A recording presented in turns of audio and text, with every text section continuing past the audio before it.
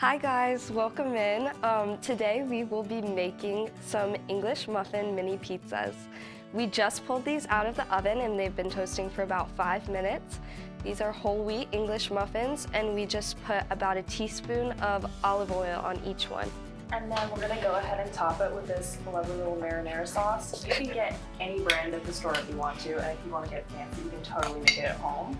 Just a couple tomatoes, some olive oil, get it on the pan. I'm gonna go ahead and add about a tablespoon to each English muffin.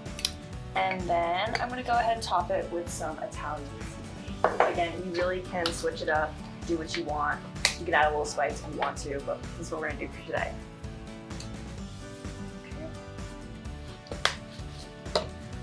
All right, so the next thing that we're gonna add is some cheese and some pepperoni, and these are also super customizable.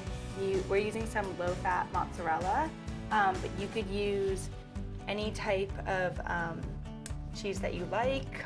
Non-dairy cheese works too, whatever is best. And then for our pepperoni, we have some turkey pepperoni, but again, you could use regular pepperoni, veggie pepperoni, leftover chicken or sausage, or kind of any protein source that you might want to add.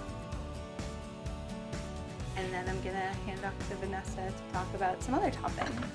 So here we have more toppings. We have bell pepper and mushrooms. And these are forms of carbohydrates. And as you can see, they're colorful, so they make they're even more fun to eat. And you guys can put any other toppings that you like, or vegetables. Okay, so we've topped our mini pizzas and we're gonna pop them back in the oven for about 7 minutes and then broil for 3 minutes.